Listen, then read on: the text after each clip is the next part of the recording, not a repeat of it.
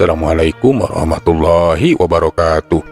Sampurasun beraya tepang dangu diserang pidangan dongeng Sundanya. Urang ngadongeng deui urang neraskeun hanca dongeng anu katunda kalayan ngabantu nyajar carios bala mati pacacaran. Ieu dongeng teh karangan Mang Nyalira. Sok sanhaos dongeng basajan malah manda rajanten hiburan. Atuh kabaraya nu setia manco kan dongeng Mang.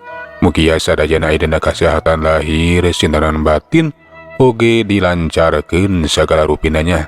Tong hilap rorojong ditaroelan tombol subscribe.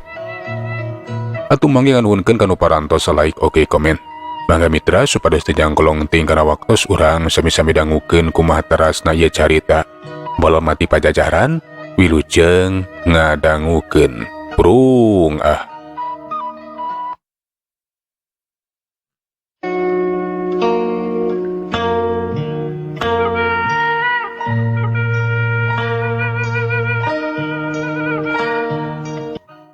Bener we mitra, tirila satu tasna kejadian eta Kirenggo geus ngajakan prajuritna anu kemampuan teh minangka pangonjoina. Bisa disebut prajurit pilihan. Memeh indit make ajian panglimunan atau ajian halimunan ngarah teh katempo ku musuhnya ta pasukan bala mati pajajaran. Pasukan Kirenggo geus ngalabring aya kana 20 urang nama bari arah li buka kemampuan sewang-sewangan. Teka caturkeun di jalan geus tepi ka tapal wates. Mereka tinggali prajurit pajajaran keur tugur. Teu jauh ti eta kemah. Harita teh eta panglima atawa Kirenggo teh cacarita. Ayo, urang gempur. Geus waktuna urang ngancurkeun musuh. Keun kula bagean engke yang harapan si jaga kingki lamun ku ngurang geus kapanggih. Kitu mitra cek Kirenggo ngomando atau marentah ka para prajuritna. Atujung jeleng pating belesat narajang sedengkeun pasukan pajajaran teu sadar kana ancaman bahaya da puguh musuh teh teu katempo cirimna. Tapi lain deui keur jaka ginggi mah sabenerna waspada malah cicing we ngawaskeun ti kajauhan. Manehna teh ngadepong dehanapeun tangkal kaida puguh ngahaja jaka ginggi teh salin wujud jadi lodaya ngarah jadi seukeut ambeuna seukeut paningalina. Da puguh jaka ginggi teh boga pirasat anu teu hade inggis pihakna wedang waringin teh ngayakeun deui serangan. Bener we ku jaka ginggi bisa kesaksian pasukan teh dina ancaman bahaya sabab loba pat nu pating belesat teka tinggali cirimna. Kurang ajar, dasar licik. Rek ngabongohan pasukan aing. Marake ilmu halimunan sagarupa. Geut sia. Aing mah moal kasamaran. Kaceleng kahur lodaya jalmaan jaka ginggi teh maju ngahadang eta musuh. Puguh we atuh mitra prajurit musuh teh kaget sabab tetela geuningan. Betul teh aya lodaya bodas anu kacida gedena. Anu ti heula kungsi ngamuk ngabantu pasukan pajajaran. Bari kawas anu sidik we nempo ka maranehanana. Alah si belang euy. Jalur teh nemongan deui kade. Awas. Si belang euy. Kitu mitra cek eta prajurit wedang waringin di pupuhan ku Kirenggo teh. Mamung lodaya teh naraja ngamuk nguak ngawik prajurit Kirenggo. Atuh manirat celeng kawas himeut we digaruwahkeun. Kirenggo anu geus apalin ka eta lodaya bodas. Anu nyahueun lamun eta teh jalmaan jaka ginggi manehna geus sarua kaget. Teteh lah geuning jaka ginggi teh bisa nganyahoankeun kana seranganana.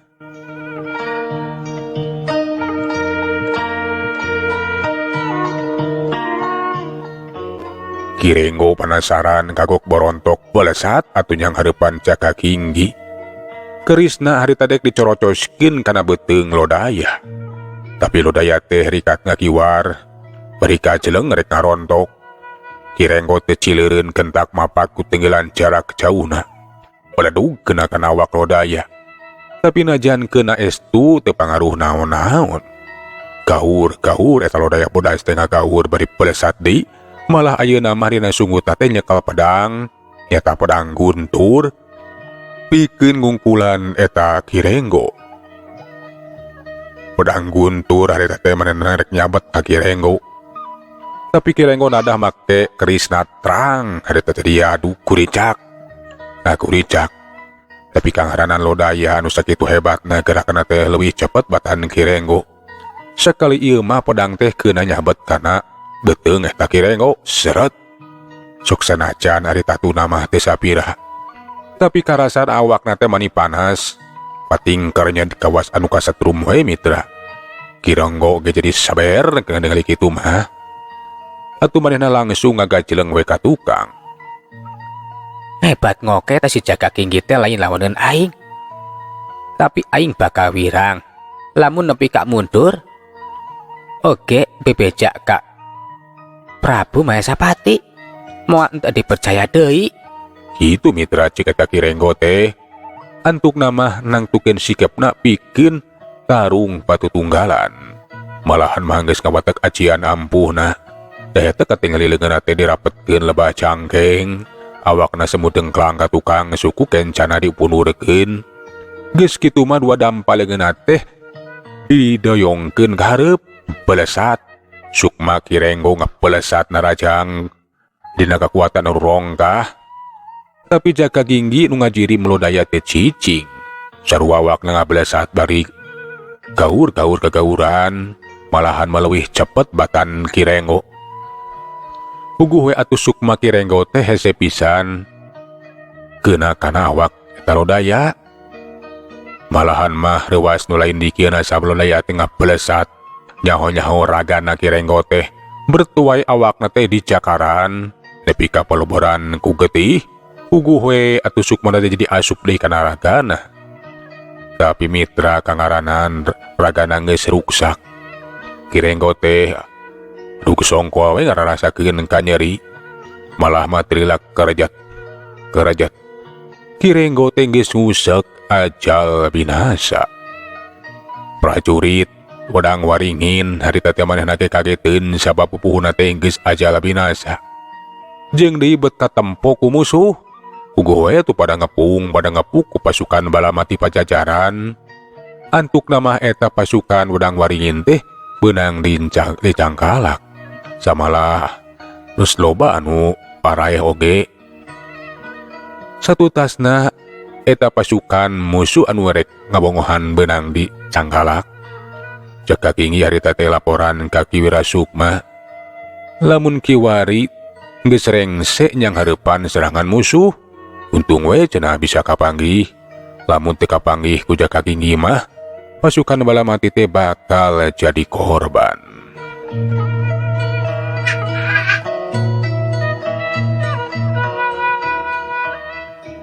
Tak kitu Ki. Untung we abdi teh merhatikeun kaayaan. Sabab gaduh pirasat nu awon. Tetela geuning eta Kirenggo. Utusan ti si Prabu Mahasapati teh ngincer-ngincer pasukan urang. Nya, untung we aya maneh Kinggi. Lamun maneh teu waspada mah, tangtu we pihak urang teh bakal rugi. Loba pasukan urang anu cilaka, leres Ki. Tapi pihak urang ulah cicingan. Sabtangtos we eta si Mahasapati teh bakal terus ngayakeun serangan ka pihak urang. Tetela geuning manehna teh licik pisan. Bener pisan Kinggi. Ya kitu mah urang teh ulah cicingeun. Urang kudu neangan eta panyumputan si Mahesapati. Tangtu manehna teh kalabur. Nya nyumput-nyumput. Tapi teu jauh ti wewengkon ieu. Lares pisan. Nya nyanggakeun we sadaya-daya kumaha saena. Jisim abdi siap kanggo nohonan parentah kanggo nyerang eta Prabu Mahesapati. Nya. Hayu we ayeuna mah urang badami jeung anu sejena.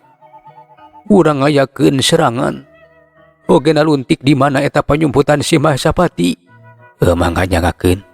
Kitu cenah mitra tuh Senopati Wirasukma tenang tukeun sikepna. Manehna moal nganti serangan musuh tapi rek neangan we. Di mana panyumputanana eta Prabu Mahesapati.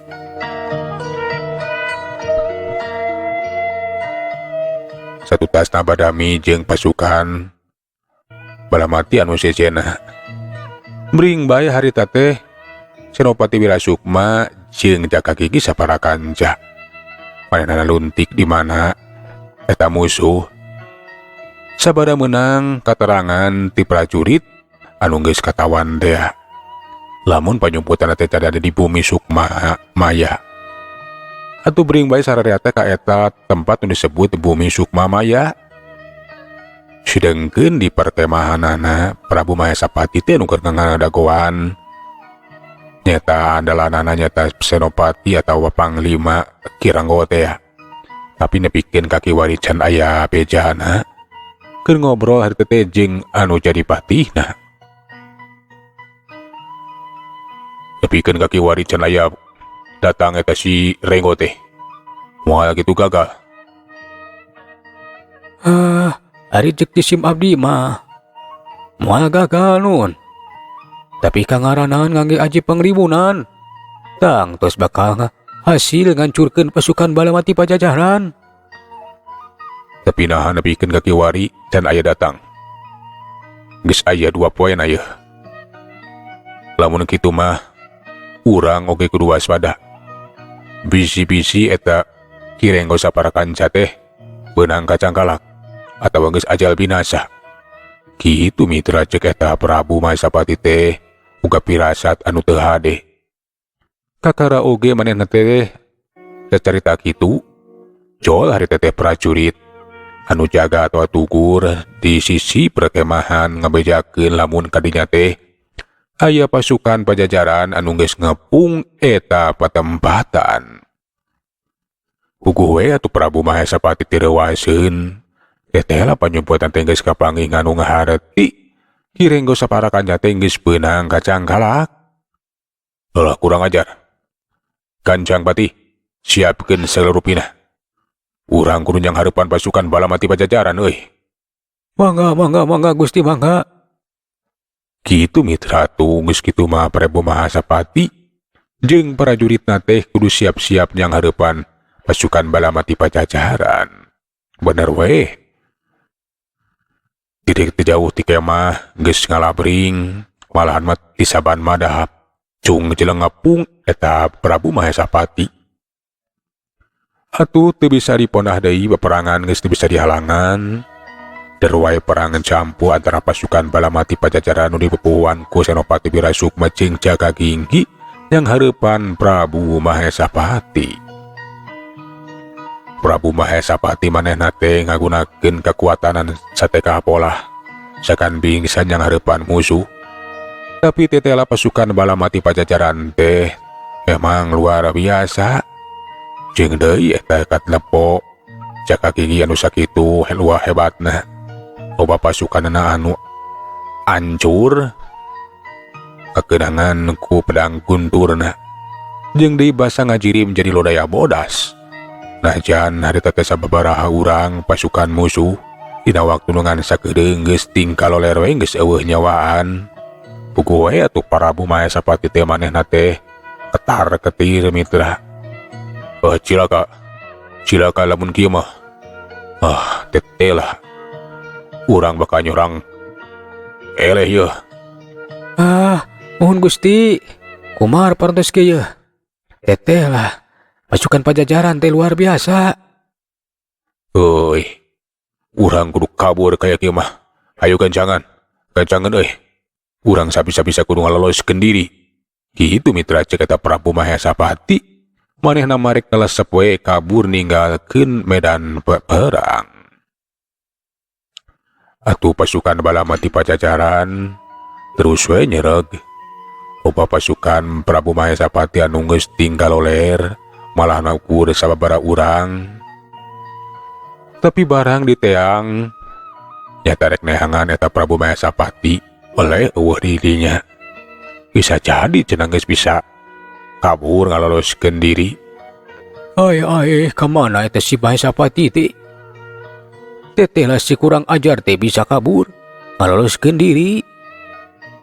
Nya, kurang ajar tah. Dasar aja anu licik. Milih kabur ninggalkeun pakalangan, ninggalkeun pangperangan. Launya teteh lah geuningan. Eta si Mahesapati teh geus kabur ti dieu. kumaha tos kieu Ki? Nya, coba ayeuna mah urang teang. Urang udag sugan we kapanggih. Nya kudu kacangkala eta Prabu Mahesapati teh. Kitu mitra tuh Senopati Wirasukma marentahkeun ka Jakaginggi jeung anu sejenna pikeun neangan eta Prabu Mahesapati. Tapi tetela sakitu di teteangan oge da puguh kating kamana losna. Eta Prabu Mahesapati bisa pisan aya dina ngalang kabur mah. Geus puguh teu kapanggih mah atuh sararea teh ngumpul deui we. Malahan mah Senopati Wirasukma ngajakan deui baralik ka perkemahan nu aya di tepal wates Pajajaran.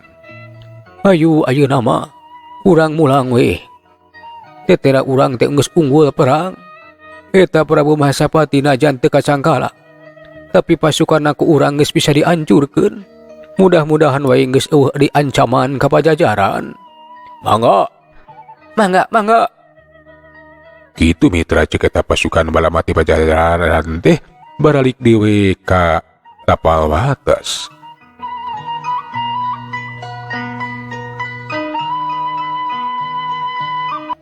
Mitra kaum dangu satu tasna aya di tapal wates. Pasukan bala mati Pajajaran teh cicing we menang sababaraha poe mah. Tapi geus ditungguan aya kana mingguna tetele eueuh di ancaman di pihak musuh. Kukitu nama atuh pasukan bala mati Pajajaran teh malulang wae ka kota raja. Baralik ka karaton sabab masalah di tapal wates kiwari mah geus rengse. Geus eueuh di serangan ti musuh. Sedengkeun Prabu Mahesapati manehna basa kabur terus we abur-aburan tetap ngunak-ngunak. Oke manehna teh nyieun rancang pikeun salilana ngancurekeun Pajajaran. Malah waki-wari teh manehna teh geus neangan balad atawa neangan aliansi pikeun diajak gawe bareng merangan Pajajaran. Dasar raja-raja anu licik menente mangaruhan we ka raja-raja anu sejenna. Eta raja anu ngamusuh ka Pajajaran sangkan bisa gawe bareng pikeun ngancurekeun Pajajaran. Eta Prabu Mahesapati teh manehna teh disatujuan ku raja-raja anu ngewa ka Pajajaran. Malah mah geus nyieun pasukan anyar. Eta pasukan teh caricing we di sisi laut atau disebut Teluk Tunggul Amatung. Manehna teh ngahaja nganyieun rarancang licik nyata ngaganggu jalur perdagangan Pajajaran jeung kerajaan-kerajaan sejenna mangrupakeun jalur penting. Eta hal teh dilebih gawe sangka Pajajaran teh menang karugian. Kadenge harita teh eta Prabu Mahesapati teh cecarita. Tah kitu. Jadi ari ceuk kaula mah leuwih hade urang hancurkeun jalur perdagangan. Jalur pentingna Pajajaran. Ngarah Pajajaran teh menang karugian. Sabab menang beja. Cek telik sandi lamun eta tempat teh sok dijadikeun tempat perdagangan. Malahan mah persenjataan Pajajaran ge aya nu masuk di kerajaan sejen. Malahan di luar negeri, tak gitu, di luar negara. Itu mah ari kaula mah satuju wae. Nu penting mah urang bisa ngelehkeun Pajajaran ku cara naon bae. Nya, ayo. Kitu mitra. Eta Prabu Mahesapati jeung kerajaan sejen teh ngaganggu jalur perdagangan Pajajaran. Atuh beja ngeunaan kaayaan di eta Teluk Tunggul Amatung tepi oge ka karaton Pajajaran. Atuh Kangjeng Prabu teh marentahkeun Wirasukma pikeun nalunti kajayaan eta pikeun mariksa nah di mana cenah nu ngaganggu kana jalur eta jalur penting perdagangan Pajajaran teh. Atuh Wirasukma harita teh manehna teh ngumpulkeun pasukan bala mati Pajajaran pikeun indit ka eta Teluk Tunggul Amatung. Tah, ayeuna teh di jalur perdagangan pihak urang teh geus aya serangan ti musuh. Luka ting di mana? Nah, ti para bajok laut atau bajak laut atawa ti pihak kerajaan sejen anu ngaganggu kana keamanan. Oge ngahaja sangkan Pajajaran teh menang karugian. Dah kitu. Nah ti mana Ki? Pami kitu mah urang teh kedah ka ditu. Nya tapi keun ngamankeun kaayaan. Bener pisan wening. Begitu nama tak dikumpulkan oge. Maraneh teh bakal dibere pancen. Pikeun ngayakeun panaluntikan sekaligus pikeun ngayakeun perlawanan. Bisi-bisi aya gangguan di eta jalur perdagangan. Mangga kinten-kintenana saha nu kedah kaditu ki. Kula bakal mercayakeun ka maneh Ginggi. Oge maneh wening. Cukup maneh duaan jeung pasukan anu sejena pikeun ngayakeun panaluntikan sekaligus pikeun ngancurkeun naon bae anu ngaganggu ka pajajaran. Mangga dawuh timbalan. Abi sareng Nyi Mas Suning tangtus bakal nohonan kana parentah. Bener pisan abi ge bakal ngajalankeun sakumaha parentah ti Ki Wirasukma. Syukur ari kitu mah. Cikera indit braga lumampa, gera pariksa gera taluntik, kudu kacangkalak lamun aya sakirana anu ngaganggu kana keamanan. Oge ngaganggu ka pihak urang anu ngayakeun perdagangan.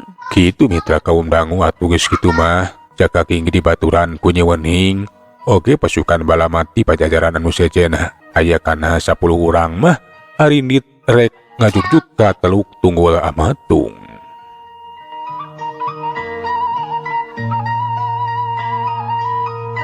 Mitra kaum dangu basa Jaka Ginggi saparak hanja. Geus tepi ka eta disebut Teluk Tunggul Amatung. Kayaan di tempat teh rame da puguh katingali loba kapal anu ngayakeun perdagangan malahan malobat di karajaan sejen oge nu daratang ka eta patempatan atuh merhatikeun we kaayaan malahan mangahaja caricing we menanyara rumput basa aya pihak pajajaran anu ngayakeun perdagangan di eta Teluk Tunggul Amatung. Diintip we bisi-bisi aya nu ngaganggu. Tekung sila kotorojol aya kapal. Beda ieu mah lain kapal nu sok dipake ku padagang. Tapi ieu mah kawas kapal perang. Teu lilajung jeleng katingali aya jalma nu mawa pakarang. Geus bisa dibade tangtu cenah eta teh anu bakal ngaganggu ka pihakna pajajaran. Bener teh nyalahan sabab nujung jeleng teh ngepung ka pihak urang pajajaran nu ngayakeun perdagangan. Ngan baik kerja ka Ginggi manehna teh kacida kaget saab tetelan nu kagajleng teh. Wawuh pisan, najan papakean mah kiwari mah lain make pakaian kawas raja. Eta jalma teh taya lian ti Mahesapati. Puguh hoyat Jaka Ginggi teh mani kakarot. Kurang ajar, teteh anu geus ngaganggu keamanan di Teluk Tunggul Amatung teh Prabu Mahesapati geuningan. Anya, bener pisan Kak Ginggi. Teteh lah eta raja kurang ajar raja licik teh. Geus ngayakeun gawe bareng jeung ting cing juara para bajo laut meureunan. Tapi ningali tina pabakeana memang kawas para bajo laut. Tapi kek eta sanjatana teh kawas sanjata. Lain para bajo ieu mah kawas pasukan kerajaan. Moal bawa marana teh pihak kerajaan anu ngamusuh ka pajajaran. Kumaha atuh geus kieu Ginggi? Nah urang ngayakeun serangan bae. Bener. Hayu ayeuna urang serang. Tapi engke enjing ayeuna waktosna seep. Euleuh mitra waktosna parantos teh kapan? Jagala urang tunda jajar carita bala mati pajajaran nu kieu dieu. Urang teraskeun dina seri anu salajengna tu mangsalan undur. Assalamualaikum warahmatullahi wabarakatuh. Jag.